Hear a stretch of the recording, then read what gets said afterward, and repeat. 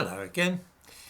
In recent years, we have seen increasing enthusiasm in the United States and Britain for celebrities and their fans to have their bodies tattooed with letters, words, and ideograms taken from various foreign languages.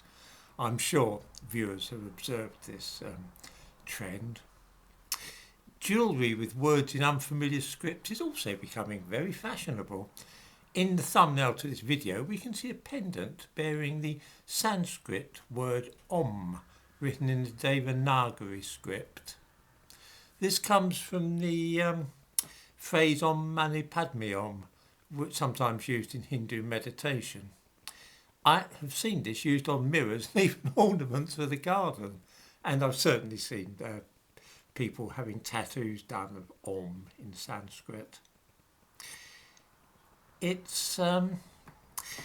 Does this mean that those wearing items bearing this word or having it tattooed upon their skin are actually secret Hindus?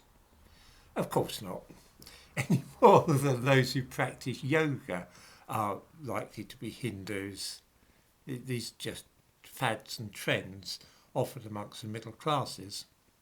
I have been prompted to think about this because as the weather grows warmer and I'm moving towards open-necked shirts or t-shirts, the necklace I wear is becoming more visible.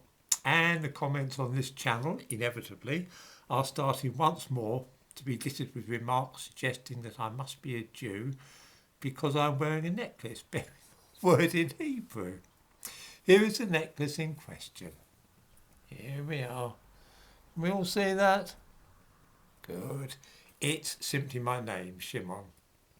It was a present from my wife and I've not taken it off since she gave it to me. Hebrew tattoos, of course, are getting to be almost as popular now as ones in Sanskrit or Chinese. I've noticed increasingly on bits of jewellery and tattoos the two Hebrew letters Chet and Yud, which together spell Chai or life. That's becoming quite a thing lately. Also, there's a fad for Kabbalah, which is a Jewish practice of mysticism. It's popular in Hollywood, of course. Ariana Grande has a tattoo in Hebrew on her finger. Harry Styles has one on his arm, and Victoria Beckham has a few verses from the Bible running right the way down her back in Hebrew. Does this mean that all these people are really Jews? I suspect not. But wait, David Beckham has a Chinese tattoo. Is he secretly a Chinaman? I would need to look into that idea, but my gut feeling is that he is not. I hope that this will be the last time that I need to mention all this, but I have a horrible feeling that it will not be.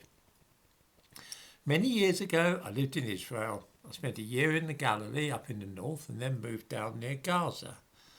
There was a spell in the Negev desert, not far from Beersheba, and I spent a couple of years in Jerusalem as well. It's because of this that my wife had this necklace made for me.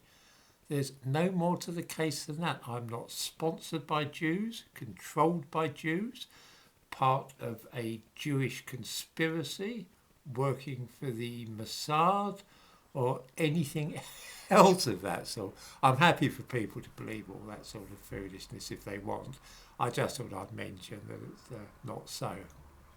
I don't suppose for a moment that any of this will suppress the rumours that I'm really an agent of international Jewry, but it's worth a try.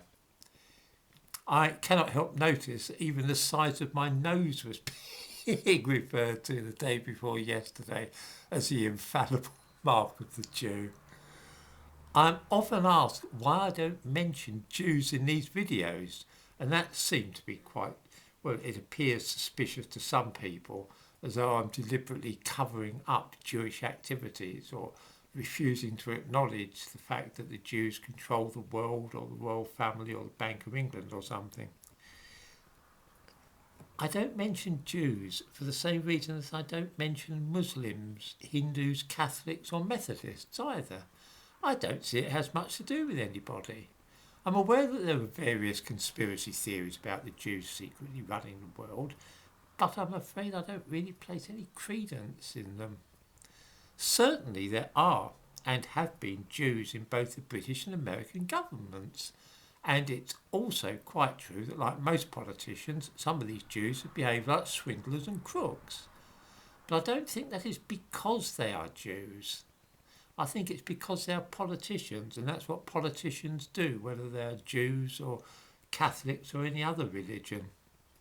One thinks, for example, of the Marconi scandal in Britain just before the First World War. Both the then Chancellor of the Exchequer and also the Attorney General were up to their elbows in corrupt practices, and both of them were Jews. But then Lloyd George also had his fingers in the till at the same time, and he was a Welsh Methodist. It depends entirely at which group of people you care to look. Certainly, if you examine politics and business closely enough, you will find many greedy and dishonest Jews. But I'm afraid you'll find them vastly outnumbered by greedy and dishonest Christians. I have a suspicion that we're going to be seeing the same kind of thing said about Hindus in the future. We currently have a Chancellor of the Exchequer and a Home Secretary who are both Hindus, and I can see more on the way belonging to that ethnicity and religion.